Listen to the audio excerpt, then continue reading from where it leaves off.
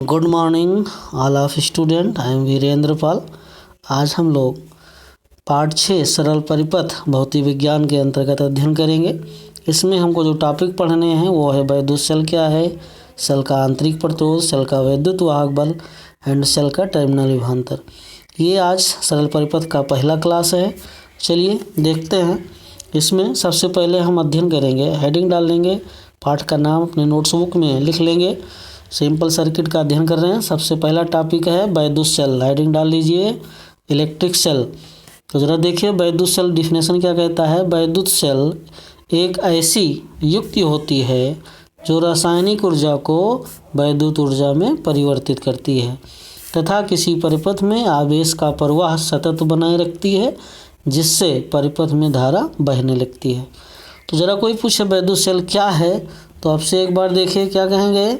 वैद्युत सेल एक ऐसी युक्ति है जो रासायनिक ऊर्जा को किसमें परिवर्तित करती है, रासायनिक ऊर्जा को वैद्युत ऊर्जा में परिवर्तित करती है और बाह्य परिपथ में धारा के प्रवाह को बनाए रखती है।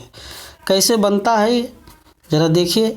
वैद्युत सेल हम कैसे बनाते हैं, प्रायोगिक कार्यों में इसका करते हैं। इसके लिए हम एक जार लेते हैं, कांच का जार होता है, जिसमें हम H2SO4 या HCl अम्ल डाल देते हैं और धातु की 2 छड़ लेते हैं, जिसे हम इलेक्ट्रोड कहते हैं। जार में खड़ा कर देते हैं और इन इलेक्ट्रोडों का संबंध एक तार से कर देते हैं, जिससे एक इलेक्ट्रोड पर धन आवेश और दूसरे इलेक्ट्रोड पर ऋण आवेश आ जाता है। अगला टॉपिक हमारा है सेल का आंतरिक प्रतिरोध।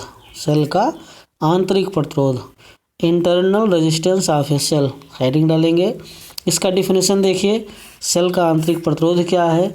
सेल के घोल द्वारा, इसमें जो घोल है H2SO4 या HCl का, सेल के घोल द्वारा धारा के मार्ग में उत्पन्न अवरोध को सेल का आंतरिक प्रतिरोध कहते हैं।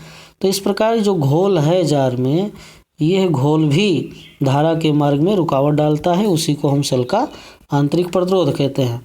अगला टॉपिक है हमारा, नेक्स्ट हेडिंग है सेल के आंतरिक प्रतिरोध की निर्भरता।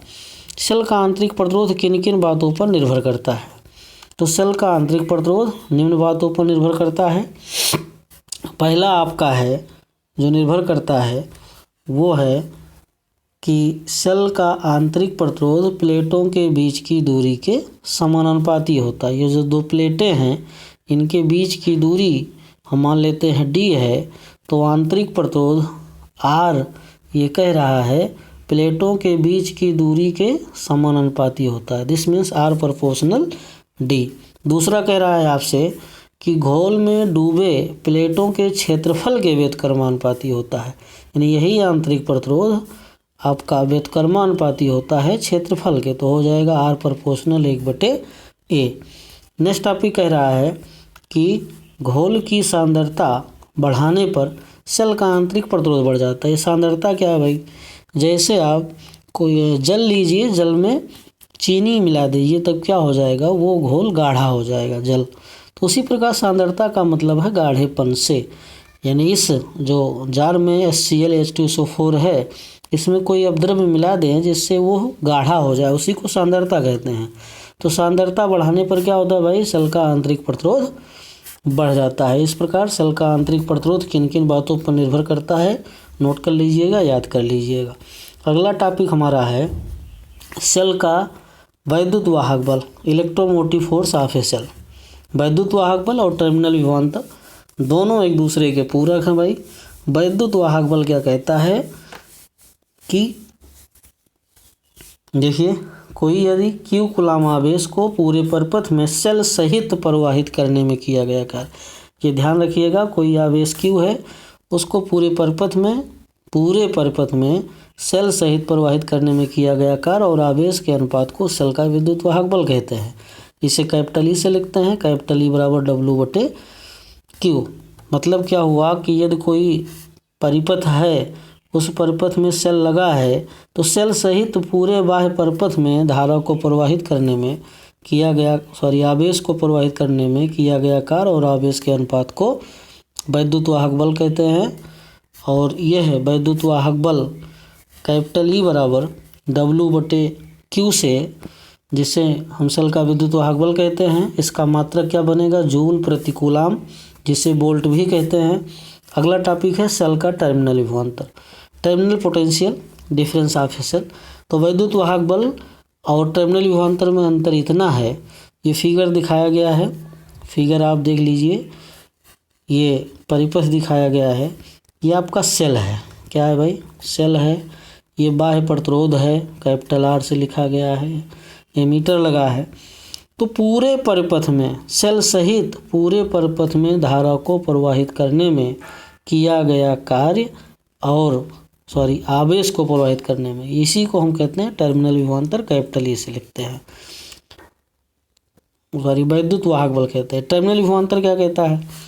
टर्मिनल विभवांतर कहता है कि किसी परिपथ में क्यू कूलाम आवेश को, वही चीज़ क्यू कूलाम आवेश को इस परिपथ में एक कोई बिंदु ले लीजिए, एक बिंदु मान लेते हैं ये है, एक बिंदु हम यहाँ बी ले लेते हैं।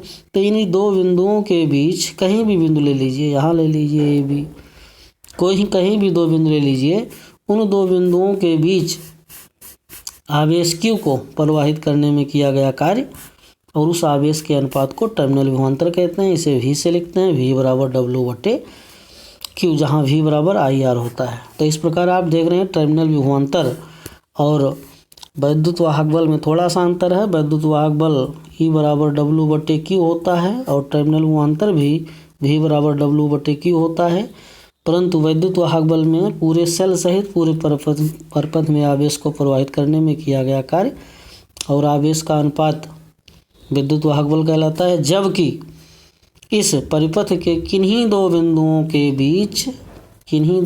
के बीच क्यू कूलाम आवेश को प्रवाहित करने में किया गया कार्य और उस आवेश के अनुपात को हम टर्मिनल विभवांतर कहते हैं। थैंक्स। आगे हम लोग अगले क्लास में पढ़ेंगे। धन्यवाद।